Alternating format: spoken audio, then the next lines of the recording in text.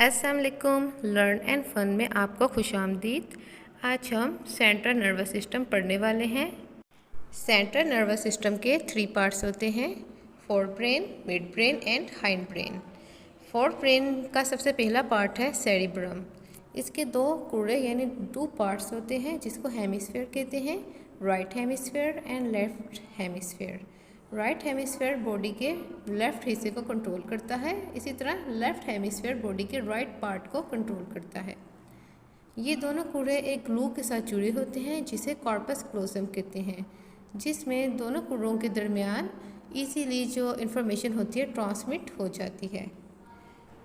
Cerebellum 4 lobes में divide होता है, जैसे कि frontal lobe, parietal lobe, temporal lobe and occipital lobe.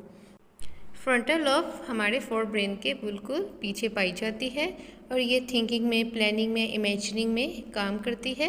इसके अलावा हमारी बॉडी के टांगें और बाजुओं की जितनी भी हरकत होती है उसको कंट्रोल करती है। पाइटल लोब हमारी touch, pain, pressure and taste में अहम किरदार अदा करती है। ये हमारी फ्रंटल लोब के बिल्कुल पीछे पाई जाती है। टेम्पोरल लोब हमारी कान की साइड पे पाई जाती है। ये साउंड्स एंड लैंग्वेज रिकॉग्निशन में अहम किरदार अदा करती है।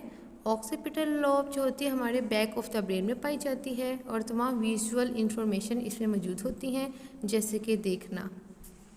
फोर ब्रेन के स्ट्रक्चर में थैलेमस आता है जो कि हमारी तमाम सेंसेस को रिसीव करता है, जैसे कि देखने, सुनने, टच वगैरह की जो सेंसेशन होती हैं पहले थैलेमस में जाती हैं, उसके बाद हमारे फोर ब्रेन के पार्ट में पहुंचती हैं।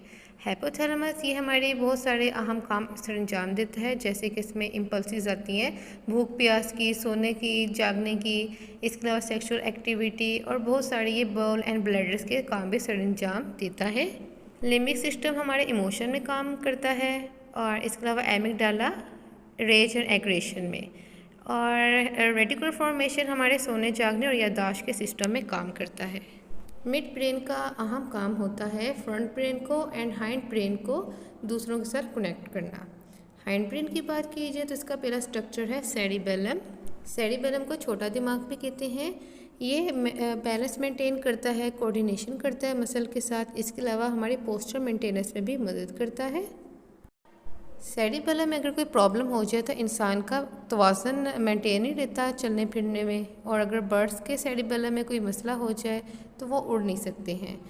इसकी मिसाल आप ऐसे ले सकते हैं कि जैसे कि आपने किसी सेब को देखा है आप और उसे पकड़ना चाह रहे हैं, तो जब अपना हाथ पहले उसकी तरफ लेके जाएंगे, उस जगह पे आपका हाथ पहुंचेगा और जहाँ सेब शाख पर लटक रहा होगा आप उसको गौर से देखेंगे और फिर आप उसको एकदम पकड़ लेंगे। तो इन तमाम मूवमेंट में एक कोऑर्डिनेशन होता है और यही कोऑर्डिनेशन आपका सेरिबेलम मेंटेन करता है। सेरिबेलम के बाद ब्रेन का आम स्ट्रक्चर है मेडुला ऑब्लांगेटा। ये ब्रेन स्टेम भी कहा जाता है। इसका अहम काम है सांस को बाहर रखना, दिल की हरकत में, खून की गर्दिश में और ब्लड प्रेशर में अहम किरदार अदा करता है। इसके अलावा कुछ रिफ्लेक्स एक्शन में भी अहम किरदार अदा करता है, जैसे कि आँख यानी पलक को झपकना, निगलना, गैग करना, हंसना, नींद और बेदारी में भी इसका बहुत अहम किरदार अदा करता है। और ये स्पाइनल कॉर्ड और दिमाग के दरमियान तमाम पैगामात की तरसील में भी अहम किरदार अदा करता है। Pons, medulla and midbrain के दरमियान एक ब्रिज का किरदार अदा करता है। ये बहुत से काम करता है, जैसे कि ये सोने में, सुनने में, निगलने में, जायका चखने में, सांस में तवाज़ुन कायम रखने में अहम किरदार अदा करता है। Endocrine glands. Endocrine glands hormone release करते हैं और इनके हार्मोन डायरेक्ट ब्लड के अंदर शामिल होते हैं। हमारी बॉडी में बहुत सारे एंडोक्राइन ग्लैंड्स काम कर रहे हैं, जिनमें pituitary gland, thyroid gland, pancreas, adrenal gland, testis and ovaries शामिल हैं। तो अब हम 1 बाय 1 इन सबको पढ़ेंगे। जैसे कि नंबर 1 पे आता है पिट्यूटरी ग्लैंड। पिट्यूटरी ग्लैंड को ग्रोथ हार्मोन भी कहा जाता है। ये हमारे ब्रेन में पाई जाता है और ये मास्टर ग्लैंड होता है और ये हमारी बॉडी की जो ग्रोथ है उसमें अहम किरदार अदा करता है। अगर इसमें कोई ख़राबी हो जाए तो इंसान या तो ड्रॉफिज़म का शिकार होता है, यानी कि बोनाकत, और यहाँ पे जॉइंटिज़म, जिसमें बहुत हाइटेड बंदा हो जाता है। इसके बाद जो नेक्स्ट हमारा ग्लैंड है वो है थायराइड ग्लैंड। ये गले में अगली जानिब बो टाई की शक्ल में पाए जाते हैं। ये थायरोक्सिन एंड थायरोग्लोबिन हार्मोन रिलीज करते हैं। थायरोक्सिन हार्मोन ग्रोथ में भी अहम किरदार अदा करता है। इसके अलावा मेटाबॉलिज्म में, सेल्स की जनरेशन एंड डीजनरेशन में और नशोनुमा में इसका आम किरदार है। इसके अंदर आयोडीन पाया जाता है, जिसकी खराबी के बायस इंसान में बहुत सी बीमारियां हो जाती हैं, जैसे क्रेटिनिज्म और गोइटर की बीमारी हो जाती है। थायरोग्लोबिन प्रोटीन पैदा करता है, जिस्मानी नशोनुमा और जहन की नशोनुमा में अहम किरदार अदा करता है। इसके बाद है पैराथायरॉयड ग्लैंड। थायराइड ग्लैंड के बिल्कुल पीछे पैराथायरॉयड ग्लैंड पाए जाते हैं और इनका अहम काम होता है फास्फोरस एंड कैल्शियम की मिकदार को एब्जॉर्ब करना और उसको रिलीज़ करना। और इसकी खराबी के बायस बॉडी में कमज़ोर हड्डियां बनती हैं, जैसे कि रिकेट्स का मर्ज हो जाता है। ये पैराथायरॉयड हार्मोन रिलीज़ करता है। थाइमस ग्लैंड ये सीने में पाया जाता है और इसका अहम काम ये है कि इम्यूनिटी में अहम किरदार अदा करता है और इसकी खराबी के बायस वीक इम्यूनिटी होती है। ये थाइमोक्सिन हार्मोन रिलीज़ करता है। एड्रिनल ग्लैंड ये किडनी के ऊपर दोनों जोड़ों की शक्ल में पाए जाते हैं और ये एड्रिनालिन रिलीज़ करते हैं।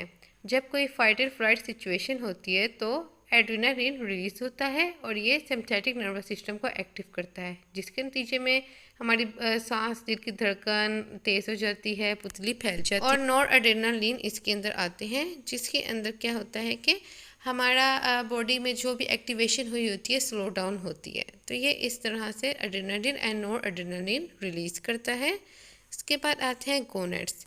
गोनेड्स हमारे सेक्स ग्लैंड होते हैं, जो कि जब इंसान बालिग हो जाता है तो ये कीमियाई रतूबत बॉडी में खारिज करते हैं। मर्दों में टेस्टोस्टेरोन पाए जाते हैं और औरतों में ओवरीज। मर्दों में गोनेड्स एंड्रोजन रिलीज करते हैं, जबकि फीमेल में प्रोजेस्टेरोन, जिससे एक्स की कारकर्दगी सही रहती है और मेंस्ट्रुअल साइकिल भी नॉर्मल पर रहता है। ख़वातीन में एस्ट्रोजन हार्मोन रिलीज़ होता है, जिसके मुताबिक उनमें ज़नाना खुसूसियात पैदा होती हैं। अगर इसकी मिकदार ज़्यादा हो जाए तो ख़वातीन के चेहरे पे बाल निकल आते हैं। मर्दों में स्पर्म की प्रोडक्शन में अहम किरदार अदा करते हैं। पेंक्रियास ये डाइजेस्टिव सिस्टम में अहम किरदार अदा करता है और ये इंसुलिन रिलीज़ करता है। इसके अलावा इंसुलिन ग्लूकागोन की शक्ल में बॉडी में स्टोर होती है। इसकी खराबी के बायस डायबिटीज़ का मर्ज हो जाता है, जिसमें बॉडी में शक्कर की मिकदार या तो ज़्यादा हो जाती है या फिर बहुत कम होती है। मरीज़ को बार बार पेशाब आता है, जिसके अंदर बहुत ज़्यादा भूख लगती है और वो कमज़ोर हो जाता है अंदरूनी तौर पर। तो ये सब एंडोक्राइन ग्लैंड में खराबी की वजह से होता है। उम्मीद है आपको हमारा लेक्चर पसंद आया होगा। चैनल को सब्सक्राइब कीजिए। अल्लाह हाफिज़।